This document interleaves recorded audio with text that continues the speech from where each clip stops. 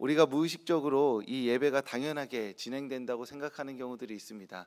왜냐하면 예배라는 시간이 열리고 그 예배 시간에 오면 예배가 항상 이렇게 드려지기 때문이죠.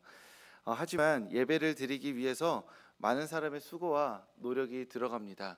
제가 설교하는 건 빼더라도 이 불을 켜거나 그리고 아침 예배를 준비하고 여러모로 이 예배를 준비하는데 수고와 품이 들어간다고 할 수 있습니다. 그런데 동시에 많은 사람들의 수고와 노력이 완성되어지는 때가 언제이냐면 이 예배를 드리기 위해 성도님들이 이 예배 자리에 오실 때입니다. 그런 의미에서 준비하는 이들도 하나님을 영화롭게 하기 위해 수고하지만 동시에 준비하는 손길을 기억하며 예배 자리에 나오시는 분들도 성도님들도 수고의 한 측면을 담당하고 계신 줄 압니다. 그러한 의미에서 하나님께서 우리의 마음을 아시고 우리의 수고와 헌신을 하시고 이 예배 가운데 임하시고 우리를 통해 영광 받으실 줄로 믿습니다. 그날 예수님께서 여리고를 지나가시고 계셨습니다.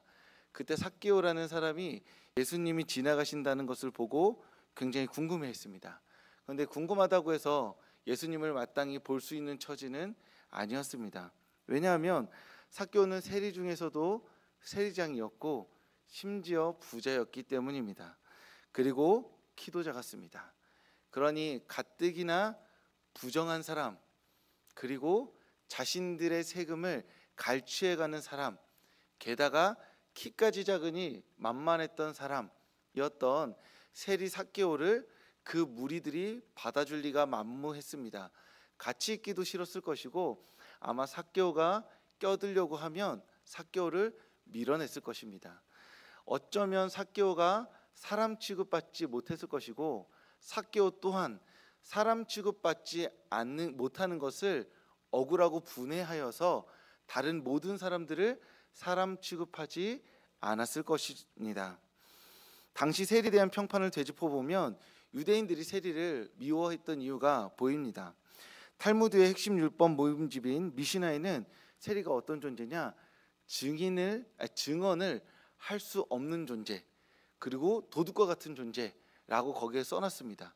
그러니까 당시에 만약 범죄가 일어났고 그 범죄의 유일한 목격자가 세리이면 유대인들은 세리한테 증언을 부탁하지 않았다는 겁니다. 즉 세리는 어떤 말을 해도 믿지 못할 만한 사람이었다는 것이죠. 그리고 다른 동시대의 기록에 보면 세리들이 너무 세금을 많이 폭압적으로 빼앗아가서 밀란이 날까 두려워하는 기록이 있습니다. 즉 세리들이 가진 권한이 굉장히 막강하였고 그 권한을 통제할 힘이 없어서 많은 백성들이 마치 수탈당하듯 자신들이 많은 세금을 내고 있었던 것을 볼 수 있습니다. 그 세리들 중에서도 세리장, 지도자급이 바로 우리의 오늘 세리 삭개오였던 것이죠. 그러니 그 동네에서 예수님이 온다고 해서 예수님이 보고 싶다고 해서 예수님을 볼 수 있을 리가 만무하였습니다. 그러니 삭개오는 나무에 올라갔습니다. 올라가서 예수님을 보고자 했습니다. 예수님과 대화할 수는 없지만 그 특별한 분이 어떻게 생겼는지는 궁금했기 때문에 그 자리에 올라갔습니다. 그리고 그 올라간 나무에서 뜻밖의 이야기를 듣게 됩니다. 내가 오늘 내 집에 유하여야 하겠다. 즉 내가 오늘 너의 집에서 자고 싶다라고 말씀하신 것입니다. 군중들 사이에선 예수님께서 나무에 올라간 삭개오를 보시고 나무에서 내려와라. 내가 오늘 너희 집에서 잘 것이다 라고 말씀하신 것입니다. 삭개오가 예수님의 초대를 받아들였을 때 삭개오는 하나님의 백성이 되었습니다. 성경은 예수님께서 삭개오를 향해 아브라함의 자손이 되었다라고 말씀하셨음을 기록하고 있습니다. 아브라함의 자손이 되기 위해서 율법이 필요한 것이 아니라 아브라함의 자손이 되기 위해서 혈육이 필요한 것이 아니라 예수님께서 내가 너의 집에 머물고 싶다라는 그 말씀에 네 주님이라고 응답하면 하나님의 백성이 된다는 말씀이 바로 삭개오의 이야기인 것입니다. 주님께서는 그저 우리에게 찾아오셔서 내가 너에게 머물고 싶다 라고 말씀하십니다. 우리는 그 말씀에 예, 주님이라고 응답하면 우리는 영원한 생명을 누리는 하나님의 자녀가 되는 것입니다. 이 삭개오의 이야기와 비슷한 이야기가 하나 더 있습니다. 바로 베드로 이야기입니다. 예수님께서 부활하셨고 상흔을 보여주셨고 그리고 평안이 있을 것이라 말씀하셨음에도 불구하고 베드로는 자신의 시골 낙향하여서 디베랴 호수에서 물고기를 잡게 됩니다. 혼자 내려간 것도 아니라 제자들 1군의 무리들을 이끌고 그 호수에서 물고기를 잡게 되지요. 예수님이 갑작스럽게 그곳을 방문하십니다. 날이 새도록 물고기를 잡지 못하고 있던 제자들을 예수님은 육지로 부르십니다.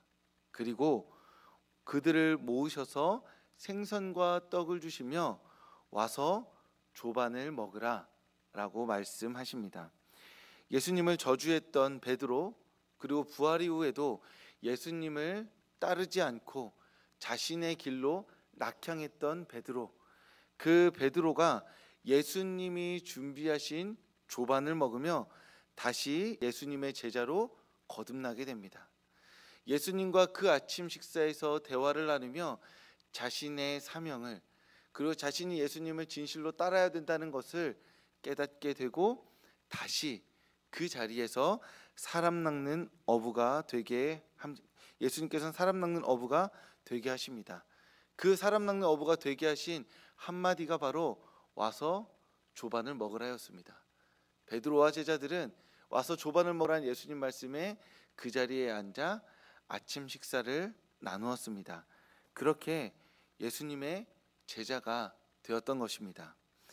예수님께서 삭개오를 불러 나무에서 내려오게 하시고 그를 하나님의 자녀로 부르셨던 것처럼 베드로를 바다에서 부르셔서 육지로 오게 하셨고 그곳에서 식사를 나누며 다시 주님의 제자로 부르셨습니다.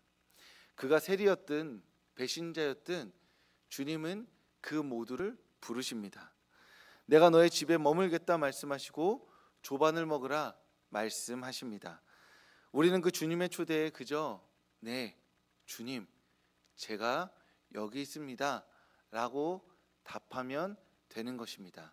그 한마디면 충분합니다. 우리의 그 한마디를 들으시고 주님께서 우리를 주님의 제자 삼으시고 주님의 자녀 삼으실 줄로 믿습니다. 예수님께서 잡히시던 날 밤에 제자들을 한데 불러 떡을 떼어 자기 몸이라 하시며 먹이십니다. 그리고 잔을 주시며 자신의 피라 하며 마시게 하십니다. 제자들은 얼떨결에 예수님의 몸과 피를 먹고 마신 자들이 되었습니다. 이전까지 한 번도 그런 일이 없었고 그럴 일도 없었습니다. 그런데 예수님께서 갑작스레 주시니 그것을 받아 먹은 것이고 자신들이 그렇게 쉽게 받아 먹은 예수님의 몸과 피라는 그 떡과 잔이 2000년이 지난 지금까지 이어질 줄은 생각도 못했을 것입니다. 제자들을 사랑하시되 끝까지 사랑하셨던 예수님께서 그 떡과 잔에 담아 자신의 사랑을 제자들에게 흘려 보내주신 것입니다. 제자들은 제대로 알지도 못하고 먹은 그 예수님의 떡과 잔으로 예수님을 자신의 삶 안으로, 자신의 마음 안으로, 자신의 몸 안으로 불러 드린 것입니다. 그렇게 제자들은 예수님과 연합하여 동행하는 삶을 시작하게 된 것입니다. 성찬이라는 특별한 이름이 붙여지기 전에 이 일은 그저 예수님과 식사 자리에서 누리는 작고 소중한 일상이었습니다. 그 일상의 떡과 잔을 예수님께서 우리에게 내어주실 때 몸이다 그리고 피다 말씀하심으로써 그 일상의 식사를 누리는 우리가 예수님을 우리의 몸 안으로 우리의 살과 피로 받아들이게 된 것입니다. 우리가 할 일은 그저 주시는 떡과 잔을 믿음으로 받아 먹고 마시는 것뿐입니다. 그 떡과 잔을 마시며 특별하고 놀라운 감정을 경험할 필요도 없고 그 떡과 잔이 마치 천근 만근인 것처럼 손을 떨며 받을 필요도 없습니다. 그저 주님의 몸과 피라는 그 말씀을 믿고 손에 받아 먹을 때 우리는 우리의 몸 안으로, 우리의 삶 안으로, 우리의 마음 안으로 주 예수님을 모시게 되는 것입니다. 예수님께서 삭개오에게 내가 너의 집에 머물러야겠다 하셨을 때 삭개오가 나무에서 내려옴으로써 하나님의 자녀가 됩니다. 예수님께서 베드로에게 육지로 와서 조반을 먹으라 말씀하실 때 그 자리에 앉아 생선과 떡을 먹음으로써 예수님의 제자가 됩니다. 예수님이 우리를 초대한 식사 자리에서 건네주시는 떡과 잔을 먹고 마실 때 우리는 우리의 모든 부정함과 연약함을 벗어던지고 주님의 자녀가 됩니다. 이 모든 과정에 예 주님이라는 한마디면 충분한 것입니다. 주님께서 오늘 말씀과 기도의 자리로 성도님들을 부르셨습니다. 예수님께서 성도님들의 손을 붙잡아 이 예배의 자리로 인도하셨습니다. 요한복음 15장 16절에 말씀하셨듯 내가 예수님을 택한 것이 아니라 예수님께서 나를 택하여 주셨습니다. 그렇게 택함 받은 우리는 주님께서 우리의 손을 붙잡아 이 자리까지 인도하셨고 그 인도함을 받은 우리가 이 자리에서 하나님의 말씀을 듣고 하나님 앞에 기도하게 됩니다. 우리가 세리였든 배신자였든 어제 여러분들이 어떤 삶을 사셨든 그것은 중요하지 않습니다.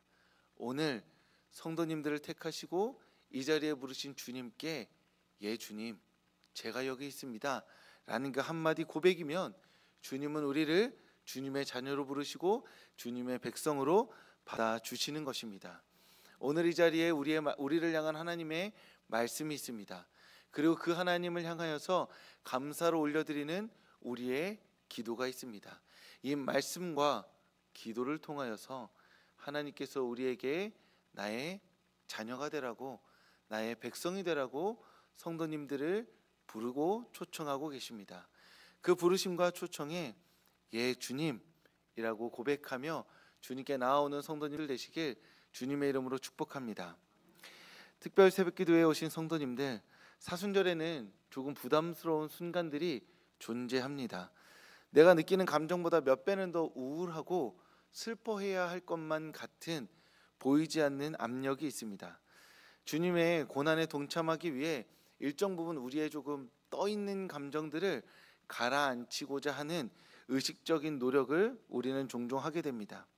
하지만 이 시간에, 이 주간에 우리가 주님을 기억하며 가장 중요하게 생각해야 할 것은 우리가 의식적으로 슬퍼하려 하거나 우리의 감정을 가라앉히는 것이 아니라 내가 너의 집에 유하여야 하겠다는 그 예수님의 말씀에 와서 조반을 먹으라 하는 그 예수님의 말씀에 이것이 내 몸과 피다 먹고 마시라 하는 예수님의 말씀에 예 주님 제가 여기 있습니다. 그러니 저에게 말씀하시고 저를 통해 주님의 뜻을 나타내 보여주시옵소서 라고 그 한마디를 고백하는 것입니다. 서툴지만 특별하지도 극적이지도 않지만 우리의 마음 문을 두드리시며 우리에게 찾아오시는 주님께 그저 예라고 답해드리는 성도님들 되시길 소망합니다. 그 한마디가 우리를 이 시간을 특별하게 만들 줄 믿습니다. 그러니 이 특별 기도의 시간 동안 나지막한 목소리로 주님 어서 오시옵소서 라고 고백하며 오시는 주님을 맞이하는 성도님들 되시길 주님의 이름으로 축복합니다.